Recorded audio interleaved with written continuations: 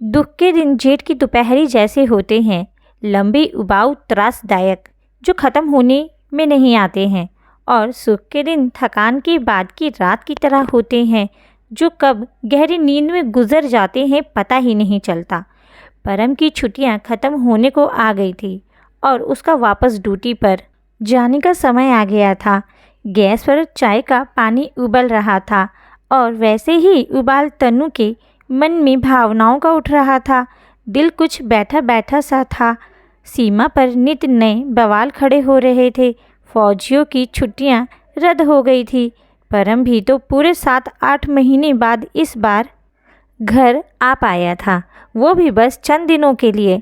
पिछले 8 महीनों से वह लगातार सर्च ऑपरेशन पे ही आतंकवादियों की धरपकड़ में जंगल जंगल और ख़तरनाक इलाकों में घूमता रहा है।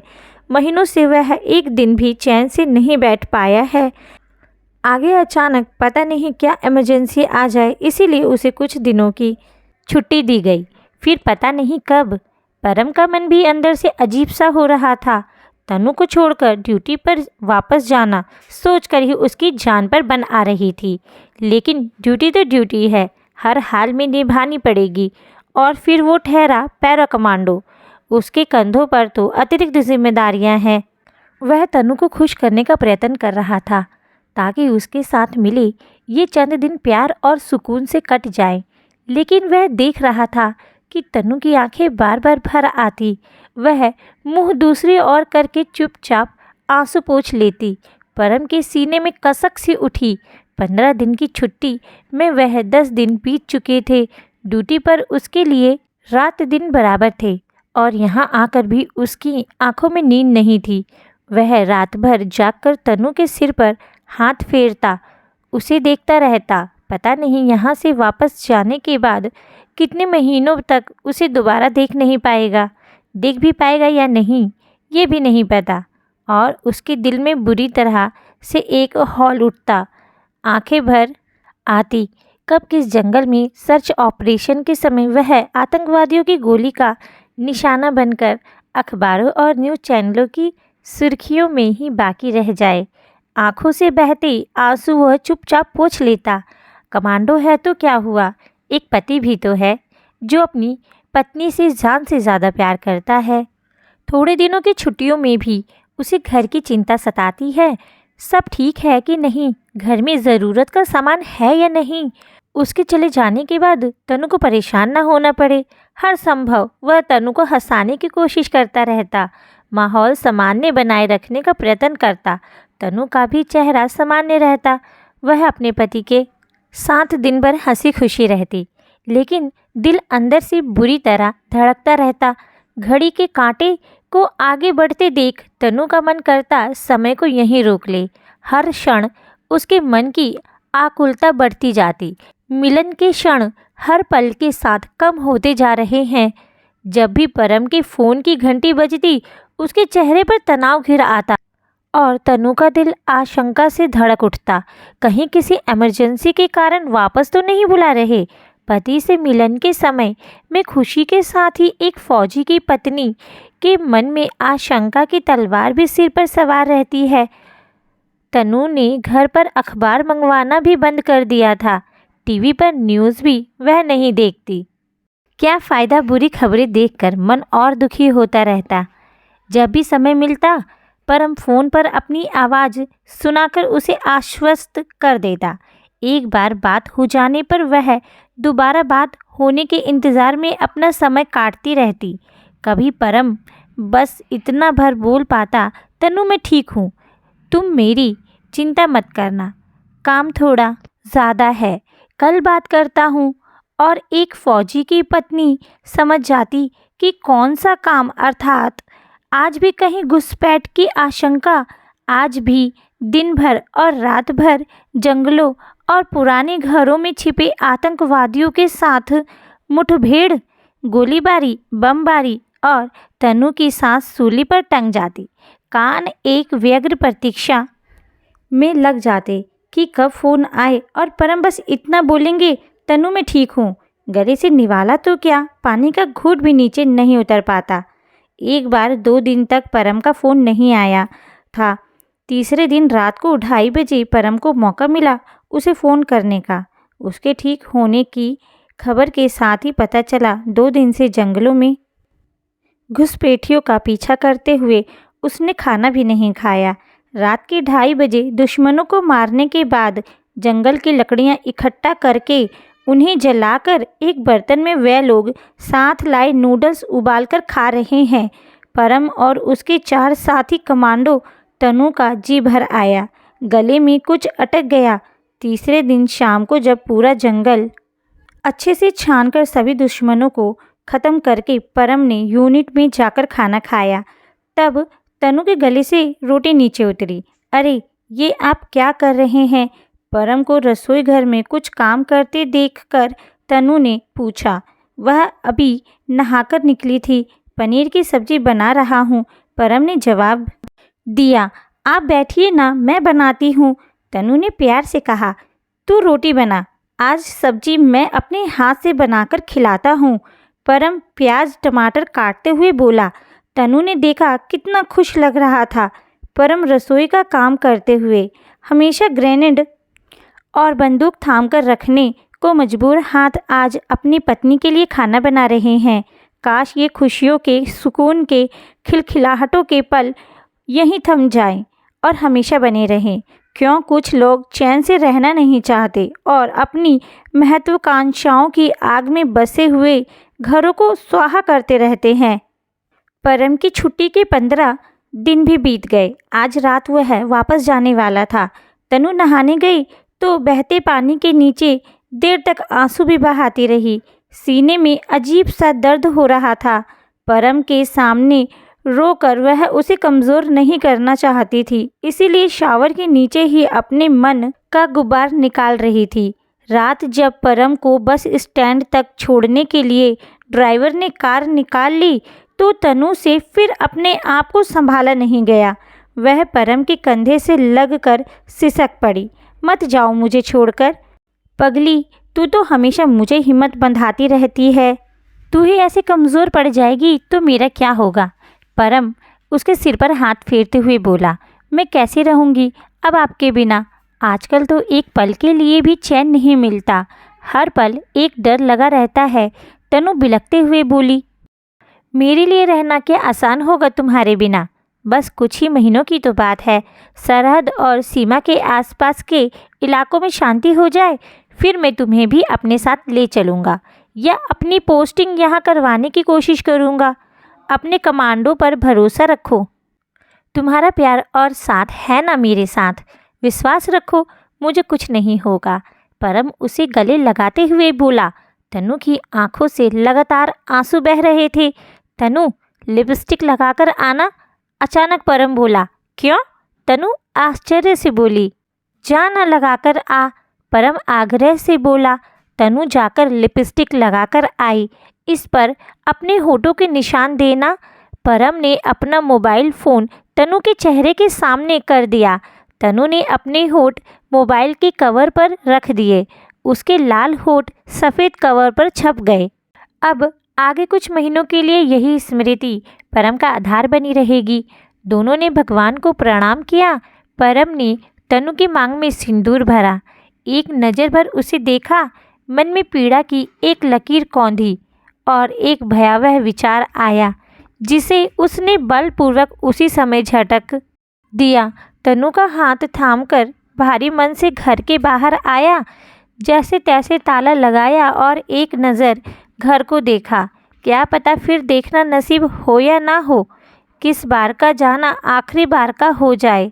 एक कमांडो के लिए इस बात का कोई भरोसा नहीं होता। बस में चढ़ने से पहले परम ने तनु को समझाया, अपना ध्यान रखना और देख, रोना बिल्कुल नहीं, वरना वहाँ मेरे लिए ड्यूटी निभाना बहुत मुश्किल हो जाएगा। हर पल मन तुम में ही अटका रहता है। आप मेरी चिंता बिल्कुल मत करिए, आप बस अपना ध्यान रखना जी, और जल्दी वापस आना। तनु रोते हुए बोली। बस निकलने का समय हो गया था। परम ने बैग उठाया, एक नज़र तनु को देखा, उसे गले लगाया और पलटकर तेजी से बस में चढ़ गया।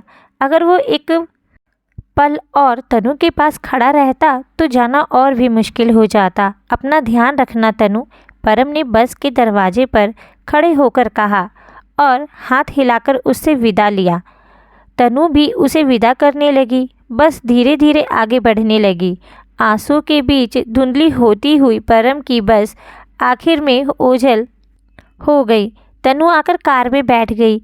सिर बुरी तरह सुन्न हो रहा था। फौजी की पत्नी के जीवन का यह क्षण सबसे कठिन होता है। ऐसा लगता है जैसे किसी ने दिल शरीर से बाहर निकालकर निचोड़ दिया है। कब घर आया, कब उसने ताला खोला, पता नहीं। ड्राइवर गाड़ी रखकर अपने घर चला गया। नीचे के सारे दरवाजे बंद करके वह ऊपर आ गई। कमरे में पैर रखते ही तनु के दिल में एक हौल उठी। खाली घर, खाली कमरा, खाली पलंग, कटे पेड़ सी वह पलंग पर गिर पड़ी। आंखों से आंसू की धाराएं बह रही थी। सिर घूम रहा था। दिल में अजीब सा दर्द हो रहा था। परम के बिना खाली घर, परम के बिना खाली कमरा, परम के बिना सूना बिस्तर, परम के बिना खाली खाली मन और जीवन। इधर परम की बस सड़क पर आगे बढ़ती जा रही थी और उसके दिल में तनु से दूर होने का एहसास भी बड़ी तेजी से गहराता जा रहा था। हर पल उसको मन कर रहा था कि उतरकर वापस चला जाए। बेचैनी में उसका हाथ दिल पर चला गया। देखा टी शर्ट की जेब पर तनु की लिपस्टिक का निशान था। आते हुए जब तनु को गले लगाया था, शायद तब लग गया होगा। बहुत रोकने पर भी उसकी आंखों से आंसू बह निकले। उसने जल्दी से खिड़की के बाहर देखने के बहाने अपने आंसू पोंछे। मन में एक बार फिर ख्याल आया कि बस रुकवाकर उतर जाए, जाकर अपने घर में अपने पलंग पर सो जाए तनु के साथ। लेकिन पिछले 11-12 सालों की नौकरी में उसके रिकॉर्ड में एक भी लाल निशान नहीं था। अब भी वह नहीं चाहता था कि ऐसा कुछ हो। उसके अंदर के पति और एक फौजी के बीच ज़बरदस्त जंग चल रही थी। एक तरफ पत्नी का प्यार था और एक तरफ देश के प्रति कर्तव्य की भावना। इस समय दोनों ही भावनाएं पल पल में एक दूसरे पर हावी हो रही थी। दोनों का ही आवेग उससे संभाला नहीं जा रहा था। उसने अपने जेब से मोबाइल फ़ोन बाहर निकाला। उसके कवर पर तनु के होंठ छपे थे। परम ने उस पर अपने होंठ रख दिए। बस शहर से बाहर निकल चुकी थी। उसने सोचा तनु अब घर पहुंच गई होगी। परम ने उसे फ़ोन लगाया। तनु पलंग से पीठ टिकाकर बैठी थी। उसका पलंग पर लेटने का भी मन नहीं कर रहा था। तभी परम का फ़ोन आया। तनु ने फ़ोन उठाया। परम की आवाज़ सुनते ही तनु को ज़ोर की रुलाई आ गई। ऐ मेरी जान, परम विचलित होकर बोला, तुम ऐसी कमज़ोर पड़ जाओगी तो मुझे कौन हिम्मत बंधाएगा। ये दिन भी निकल जाएंगे। तुम तो इतनी हिम्मती हो। हमेशा ही तुमने मेरा साथ दिया है, मुझे सहारा दिया है। तुम्हारे मनोबल के कारण ही मैं देश के प्रति अपने कर्तव्यों को पूरी निष्ठा से निभा पाता हूँ। तनु हमेशा ही मजबूत और खुश रहकर परम को अपनी चिंता से मुक्त रखती थी। अंदर वह चाहे कितनी भी तनाव में रहती हो, लेकिन वह कभी इस बात का साया या भनक भी परम को लगने नहीं देती थी, ताकि वह उसकी तरफ से पूरी तरह से निश्चिंत रहकर सिर्फ और सिर्फ देश के प्रति अपने कर्तव्य को निष्ठापूर्वक निभा सके। वह जानती थी उसका पति एक कमांडो है। उसकी जिम्मेदारियां अत्यंत कठिन और महत्वपूर्ण है। वह खुद को कमज़ोर नहीं करना चाहती थी, इसीलिए हर अच्छी बुरी परिस्थिति में वह अपने को स्थिर रखती थी। वह सच्चे और कर्मठ फौजी की पत्नी थी। लेकिन अब हालात ऐसे हो गए थे कि हर पल तनु के मन को एक डर सताता रहता था। आजकल उसका मन बड़ा कच्चा सा हो गया था। हर समय मन में एक आशंका सिर उठाए रहती थी। फिर भी जैसे तैसे अपने को संयत करके बोली, आप मेरी चिंता मत करिए जी, मैं ठीक हूँ। चल लाइट बंद करके सो जा, मैं पूरी रात तुझसे बातें करता रहूँगा, यही समझना कि तेरे साथ ही हूँ। परम प्यार से बात करता रहा। दोनों के पास सिर्फ एक दूसरे की आवाज़ का ही तो सहारा था। अब दिल को थोड़ी तसल्ली रही। अब अगली बार मिलने तक बस एक दूसरे की आवाज़ सुनकर ही खुद को बहलाए रखना होगा। परम को ड्यूटी पर गए 8 दिन हो गए। उसके साथ छुट्टी पर बिताए 15 दिन तनु को सपने जैसे लग रहे थे। जीवन में फिर वही सन्नाटा, खालीपन और इंतज़ार की कब दोबारा मिलने को हो। ये सब तो शायद फौजी की पत्नी को विवाह के गठबंधन में ही बांध देता है विधाता। फौजी तो एक ही सरहद पर ड्यूटी देता है, लेकिन फौजी की पत्नी रात दिन डर, आशंकाओं, अकेलेपन, असुरक्षा, खालीपन की ना जाने कितनी ही सरहदों पर रोज़ अनगिनत जंग लड़ती है और तब भी अपने अंदर चल रही सारी जंग को छुपाकर अपने पति को ढांढस बंधाती रहती है, ताकि वह देश के प्रति अपने कर्तव्य को भली भांति निभा सके। तनु की परम से फ़ोन पर बात हो जाती तो चैन की सांस लेती और फ़ोन रखते ही फिर से बात होने तक भावनाओं के न जाने कितने सागरों में डूबते उतारती रहती। आज सुबह ही परम ने बताया था कि ज़रूरी काम से बाहर जा रहा हूँ, दिन में फ़ोन नहीं कर पाऊँगा, शाम को वापस आते ही बात करूँगा। दिन तो जैसे तैसे कट गया, लेकिन 4 बजे के बाद से 6:30 बजे तक तनु की सांस सीने में अटकी रही, गले में कुछ फंसा हुआ था, अंतर में एक अकुलाहट रही। 50 बार फ़ोन उठाकर देखा, लगाया, हर बार स्विच ऑफ। 7 बजे तक वह क्षण भर भी चैन से बैठ नहीं पाई। छाती में सांस घुट सी रही थी। यह हर दूसरे रोज़ की कहानी थी। तभी मोबाइल फ़ोन की रिंग बजी। परम का फ़ोन था। उसकी आवाज़ सुनते ही तनु की आंखें छलछला आई और उसे लगा न जाने कितने दिनों बाद उसने चैन की सांस ली है। यह चैन अभी तो है, कितने घंटों तक बरकरार रह पाएगा, अगले ही पल क्या होगा, वह फौजी की पत्नी नहीं जानती। आपको ये कहानी कैसी लगी प्लीज़ कमेंट करके ज़रूर बताइएगा। वीडियो को लाइक करिएगा, चैनल को सब्सक्राइब करिएगा, शेयर करिएगा। कहानी सुनने के लिए धन्यवाद।